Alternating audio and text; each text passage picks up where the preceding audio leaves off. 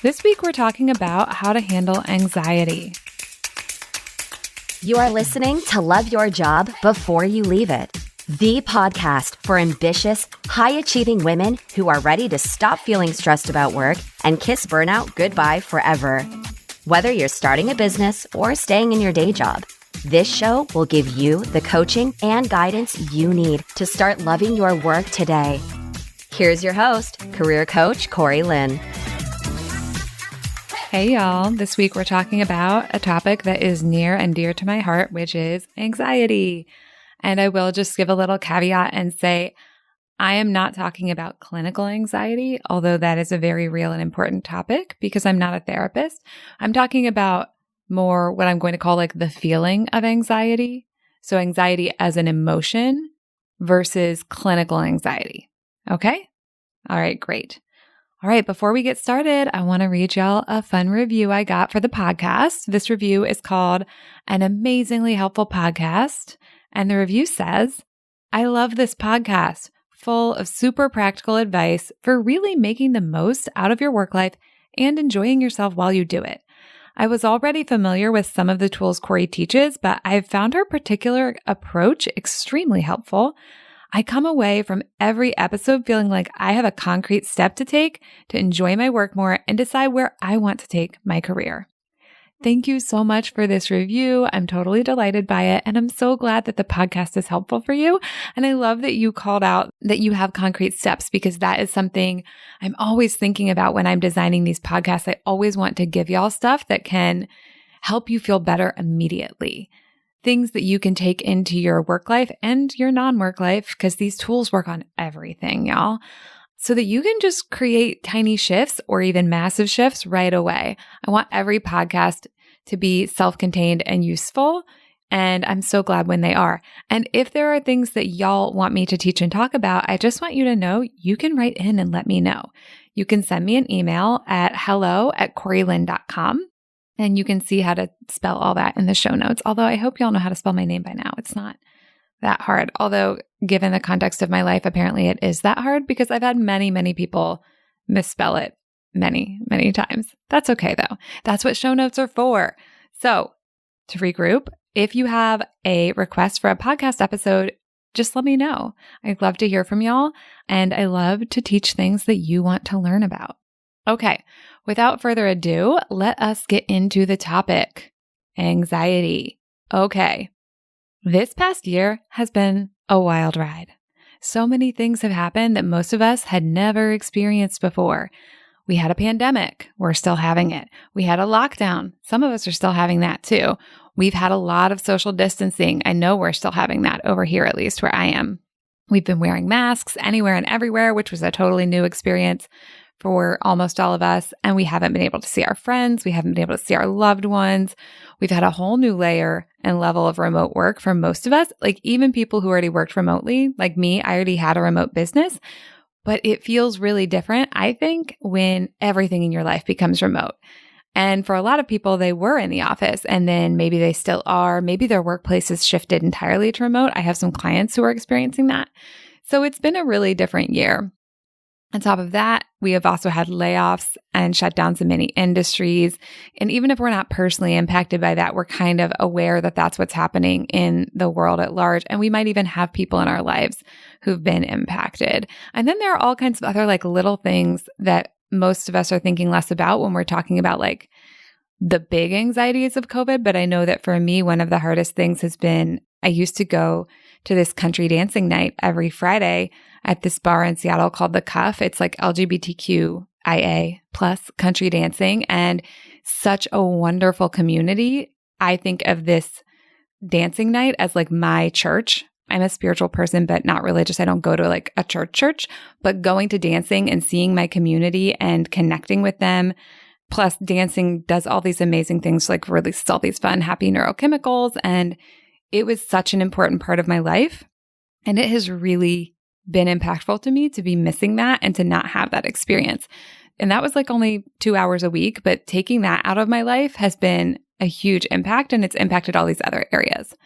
So all of this is to say This is a time in which many, many people are feeling extreme levels of anxiety, personally and professionally, often levels of anxiety they've never experienced before. We're feeling anxiety about our own lives, and we're also feeling anxiety about our jobs, our families, our communities, and more. Not to mention the very obvious anxiety of the anxiety we may feel about our health and the health of others. So now more than ever, I think what we need is to understand our own anxiety. And again, I'm talking about the feeling of anxiety, not clinical anxiety. We need to understand our own anxiety so we can take care of ourselves, live our lives, do our work, keep going, and maybe even move forward. And I talk a lot about moving forward. Y'all know I'm like all into goals. I'm all into like crushing it and like building that dream life and like creating meaningful careers. But also sometimes it's just about keeping going, right? It's just about like not giving up and not like laying down on the floor and crying because life feels too hard. And if you have been feeling that way, I get it, because I feel that way sometimes too, and I'm a coach. But the tools that I'm teaching you can really help with that. And I think that this week in particular is so useful, whether what you want is to like crush a goal or just to keep showing up to your life and feel a little bit better than the way you've been feeling. So first things first, let us define the terms. What even is anxiety? Google says that anxiety is a feeling of worry, nervousness, or unease, typically about an imminent event or something with an uncertain outcome. This is a feeling we're all familiar with right now. Like I said, we've been in the pandemic and we've never seen the likes of anything, most of us, like this in our entire lives. We've come so far in the last year and survived so much more than we realized we would be facing, but there's still so much that's unknown. We might not know when we'll get the vaccine, and we might not be able to do the things we used to take for granted, like my country dancing. We also don't know what the impacts are going to be of having gone through this, and they might be happening for years to come. But what we do have is a new knowledge of what's possible from this last year. And for many of us, that new knowledge is scary, right? So when I think of that Google definition, I don't think it's just about like an imminent event or something with an uncertain outcome. I also think for most of us right now, it's about what we've lived through given this last year. And that has given our brain all kinds of new things that we can worry about and imagine. Like I think all of our brains are doing catastrophizing in a new way than they used to. I mean, I'm sure there are some people who were catastrophizing before about a potential pandemic, but I think now that we've lived through that, it's given our brains something to be really scared about, and especially since we don't know how things are going to unfold. So it may seem obvious given the situation that we would feel anxious, right? Like it seems like anxiety is just a natural response to everything happening in the world and like we can't help it. And I want to be very clear that anxiety is a normal response. It's a normal human emotion that almost all of us are going to feel from time to time.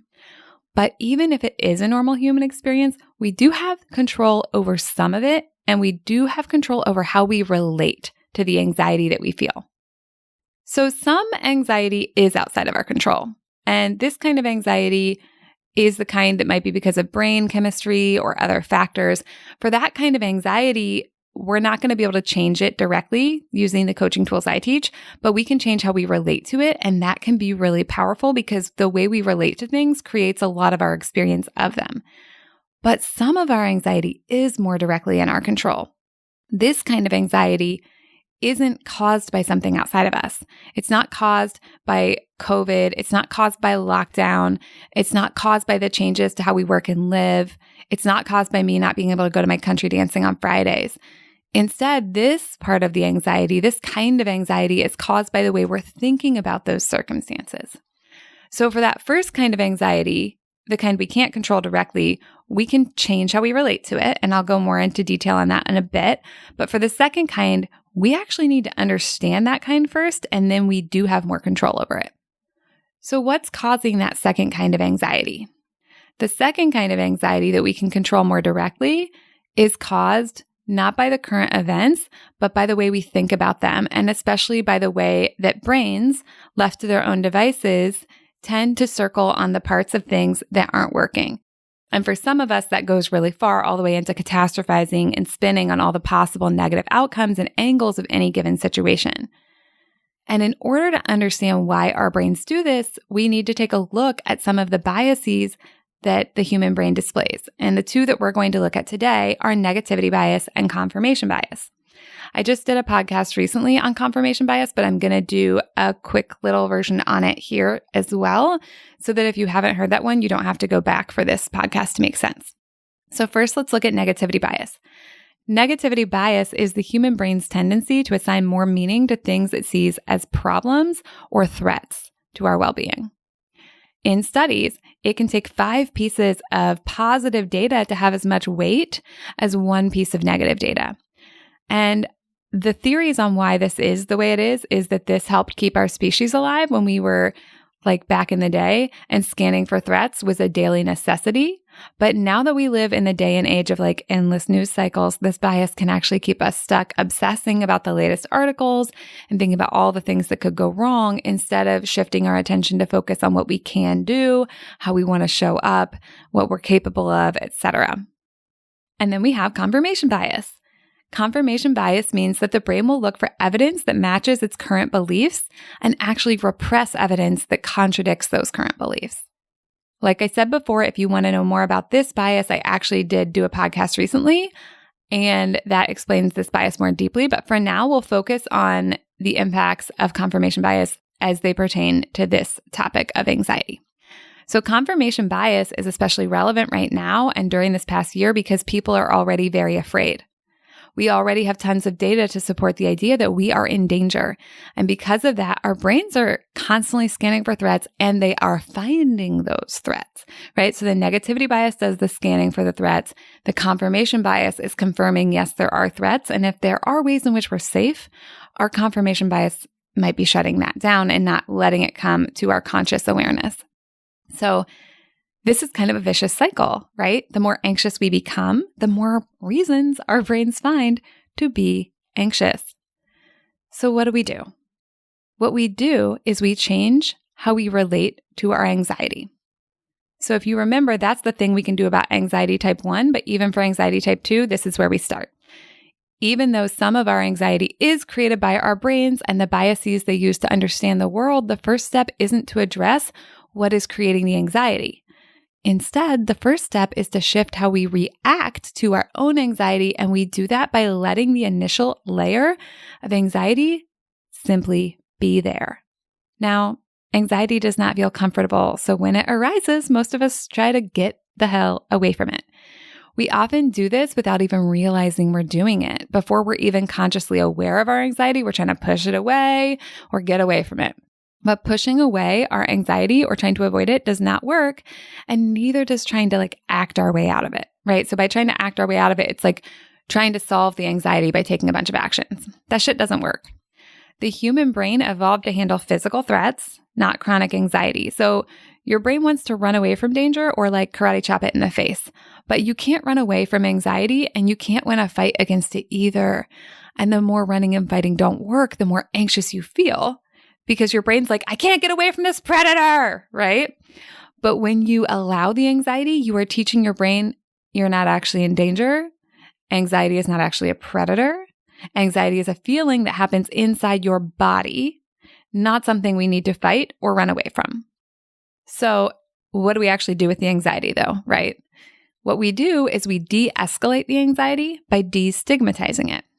What this allows us to do is deal with the initial layer of anxiety without layering any additional anxiety on top of it. When we see anxiety as a problem to get away from, then we compound that anxiety with our thoughts and feelings about the anxiety, which means we become anxious about our anxiety. And then we're dealing with 2 layers of anxiety, which quickly become 3, which quickly become 4, and then it just goes up, up, up, and we are left with unchecked anxiety with no end in sight. Learning to allow your anxiety instead can be kind of like exposure therapy. When you can let the anxiety be there, it stops being a problem.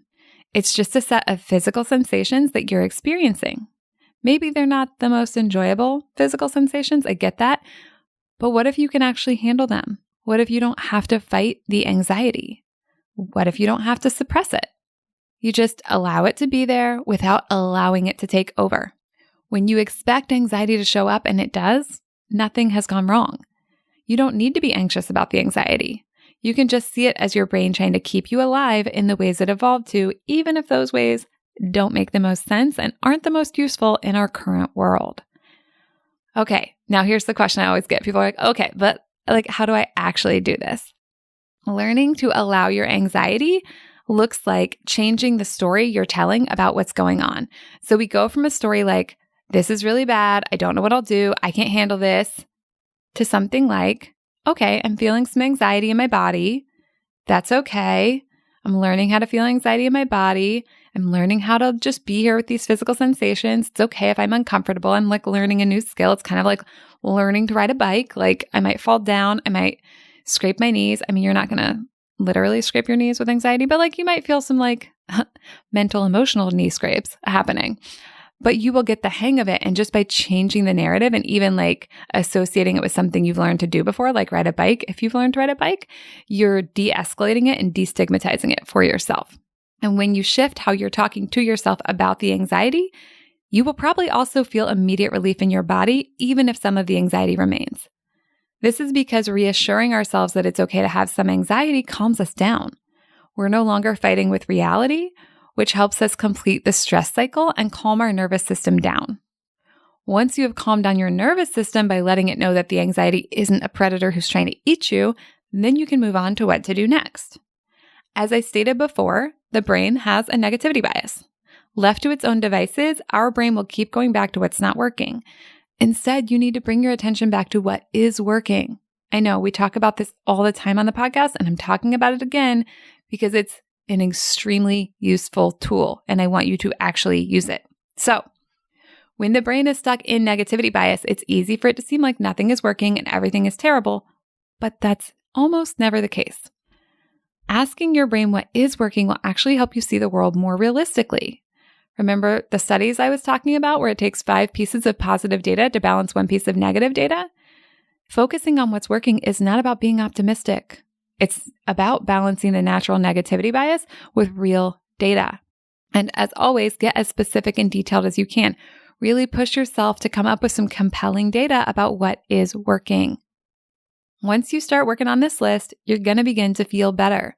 And from the place of seeing what is working, you can always go back to things that aren't working and figure out ways to solve them, handle them, deal with them, move through them. We have our best ideas and do our best work when we come from this place that some things are working and we know what they are. When we try to take action from the anxiety, we just create results that feel the same way and we burn ourselves out in the process. When we come up with actions we can take from a place that some things are working and we can handle it and we can do this and it's worth trying, we come up with stuff that actually works better and it's easier to do that work. But you have to do this on purpose because on its own, the brain tends to loop on the negative and get stuck in a vicious cycle that seems like it's just reality. Okay, I also have one more thing for y'all to consider, and that's this. Even if you feel incredibly stressed, that does not have to be harmful to you. They've done studies about how your body handles stress, and it really does come down to, guess what? How you think about it. If you think stress is bad for you, it is. But if you think that stress isn't bad for you, it's not. For more on that, check out Kelly McGonigal's TED Talk, How to Make Stress Your Friend. It's a great watch, and it's really helpful for me, when I do feel stressed, to be okay, this is part of having a human body. It's okay. It doesn't have to be harmful to me. And then that alone will relax me a lot. So let's review. The key to cultivating calm during times of extreme anxiety and uncertainty is feeling your anxiety, but not letting it run the show. It's like a toddler we're taking to the grocery store. We bring the toddler with us, even if they're screaming, but we never, ever let the toddler drive the car. Here's what we do use to drive the car. The positive emotion we generate by spending time intentionally noticing and appreciating what is working. Like I've said before, this isn't about positive thinking. It's not about right-siding. It's not about telling yourself you should be grateful because, let's be honest, nothing makes us feel less grateful than telling ourselves we should be grateful. Instead, it's about balancing your brain's natural tendencies, even when it quote unquote feels really true that things are terrible. It's about reminding yourself what you're capable of and who you want to be, no matter what the situation is, rather than letting fear and anxiety and negativity bias dictate what you do and how you show up. And if you love what I teach and you want some help taking things a little bit deeper and figuring out how this all applies to your own life, I've got good news for you. I've got space for a few new one-on-one coaching clients starting this month. So let's hop on a call. I'll give you some coaching right away to help you get going. And if it seems like a good fit, I will share with you how we can work together. Just head on over to my website and click on the Work With Me button and get started there. Also bonus, my coaching offering is totally virtual so as to better serve my global audience. And yes, I do work with people who are not native English speakers, and we've had great success doing that. There's even a testimonial on my website with someone in that category, so you can check that out on the testimonials page. All right, y'all, have a lovely week, and I will talk to you next time. Bye. Thank you for listening to Love Your Job Before You Leave It. We'll have another episode for you next week. And in the meantime, if you're feeling super fired up, head on over to CoreyLynn.com for more guidance and resources.